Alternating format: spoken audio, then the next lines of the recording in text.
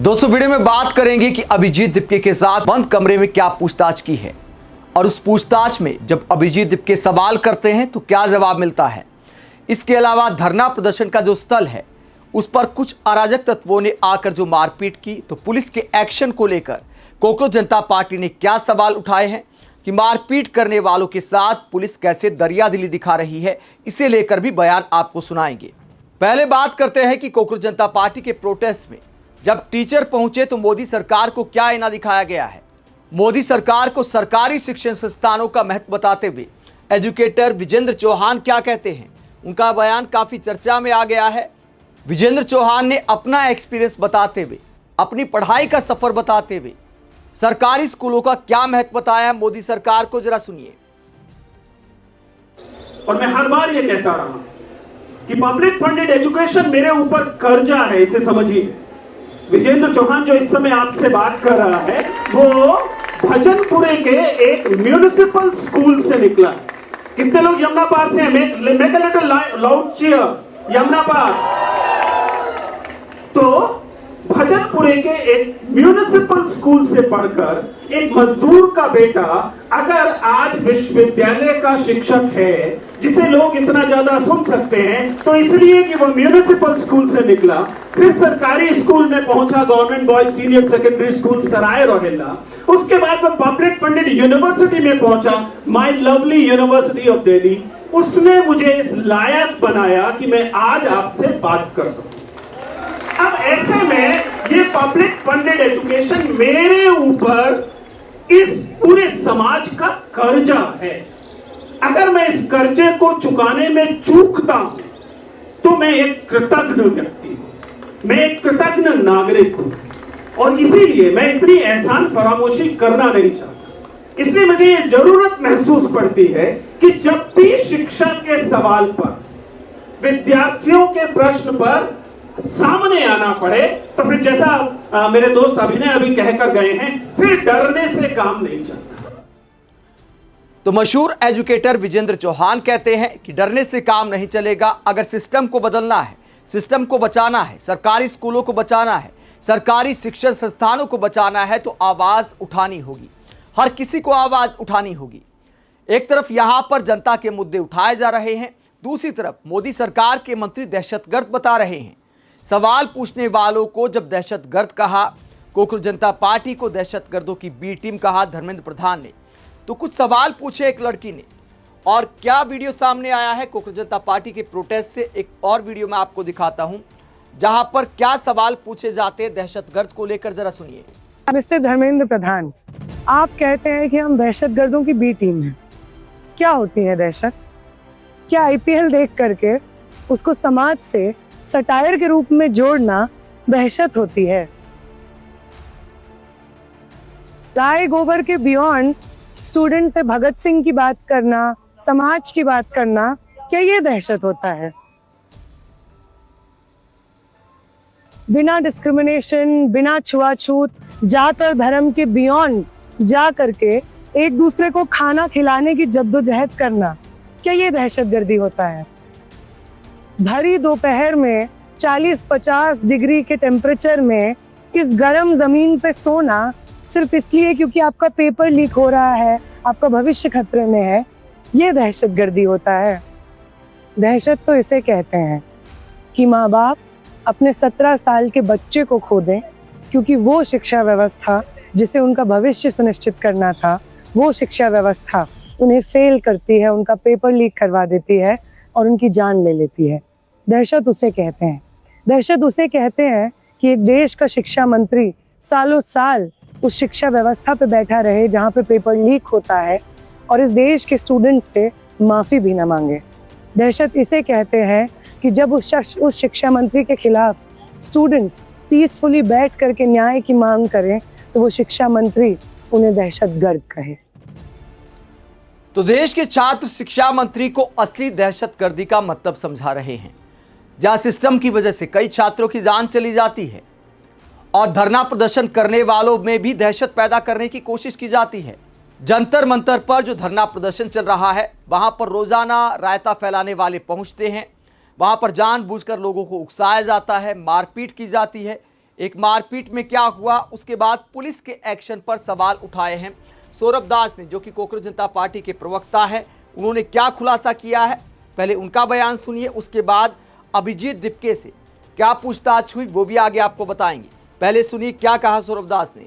Peacefully protest कर रहे, उनके अंदर एक टेरर का माहौल बनाने के लिए, दिलों में एक टेरर घुसाने के लिए यहाँ पे कल वायलेंस हुआ। अब जब एक बंदा उसमें डिटेन हुआ, पुलिस उसको अभी भी डिटेन करके रखी है। साथ साथ जो मेडिकल एग्जामिनेशन हुआ विक्टिम का, उसमें ये पता चला कि स्कल में 3 जगह स्कल में वुंड हुआ है एंड डीप वुंड हुआ है। अब उस एमएलसी रिपोर्ट जो बोलते हैं, एमएलसी रिपोर्ट के हिसाब से ग्रीवियस इंजरी का सेक्शन इन्वोक होना चाहिए, लेकिन अभी तक पुलिस ने जो मामूली सा झगड़ा होता है उसका सेक्शन लगाया है। साथ में एक और प्रोविजन रखा है कि फर्दर इन्वेस्टिगेशन करने के बाद जो पता चलता है उसके आधार पे वो लोग दूसरे सेक्शंस भी। तो सौरभ दास कहते हैं कि हमारे समर्थक को गंभीर चोट आई है, लेकिन जिस व्यक्ति को गिरफ्तार किया गया है, डिटेन किया गया है, उस पर सामान्य धाराओं में फिलहाल मुकदमा दर्ज किया गया है, गंभीर धाराएं नहीं लगाई हैं। अगर गंभीर धाराएं नहीं लगाती हैं तो ऐसे लोगों को आखिरकार सबक कैसे मिलेगा, ये सवाल उठाया है सौरभ दास ने। वहीं कॉकरोच जनता पार्टी के फाउंडर अभिजीत दिपके के साथ क्या पूछताछ हुई। आपको याद होगा कि कॉकरोच जनता पार्टी का जो एक्स हैंडल है वो बहुत पहले विदहेल्ड कर दिया गया था इंडिया में। उसके बाद एक कमेटी के सामने अभिजीत दिपके जाते हैं, उनकी सुनवाई थी, उनसे पूछताछ थी। उसमें अभिजीत दिपके क्या सवाल करते हैं कमेटी वालों से, उसका क्या जवाब मिलता है, जरा सुनिए। अभी मैं मीटिंग से आ रहा हूँ, जो रिव्यू मीटिंग थी, हमारा जो अकाउंट विथ होल्ड किया गया था, इंडिया में बैन किया गया था कॉकरोच जनता पार्टी का, तो उसमें मैंने उनसे पूछा कि ब्लॉकिंग ऑर्डर दिखा दीजिए। उन्होंने कहा नहीं दिखा सकते, कॉन्फिडेंशियल है। तो मैंने पूछा कोई एक ट्वीट बता दीजिए जो प्रॉब्लमेटिक आपको लग रहा हो, तो उन्होंने कहा वो भी नहीं बता सकते, कॉन्फिडेंशियल है। तो मतलब कोई रीजन नहीं दिया जा रहा है, कुछ बताया नहीं जा रहा है, सारी चीजें कॉन्फिडेंशियल है ऐसा बताया जा रहा है। तो बताइए, तो अगर अकाउंट बैन किया है तो क्या वजह है ये तो बताइए, वजह क्यों छुपा है। और दूसरी चीज, अगर इतना ही कॉन्फिडेंशियल रखना है सारा, तो नीट का पेपर लीक भी कॉन्फिडेंशियल रखते, लीक नहीं होता। जो अकाउंट सोशल मीडिया पर हम चला रहे हैं, जहाँ पर हम देश के युवाओं की बात कर रहे हैं, नीट में जिन बच्चों ने सुसाइड करी उनके जस्टिस के लिए जिसकी हम बात कर रहे हैं, उसको आप ब्लॉक कर रहे हो और आप कह रहे हो सारी चीजें कॉन्फिडेंशियल है, बता नहीं सकते क्यों ब्लॉक कर रहे हो। तो इतना ही कॉन्फिडेंशियलिटी आप रख देते, नीट के पेपर में भी बच्चों की सुसाइड में होती। क्या चल रहा है इस देश में, आवाज दबाने की कोशिश की जा रही है। और जब हम पूछ रहे वजह बताइए तो वजह भी नहीं बता रहे कि अकाउंट क्यों ब्लॉक किया जा रहा है। और मतलब यही तक बात नहीं है, अकाउंट ब्लॉक किए जा रहे हैं, ऊपर से कहा जा रहा है कि पाकिस्तान की फॉलोइंग है। और कल तो कह दिया एजुकेशन मिनिस्टर साहब ने कि ये लोग टेररिस्ट है।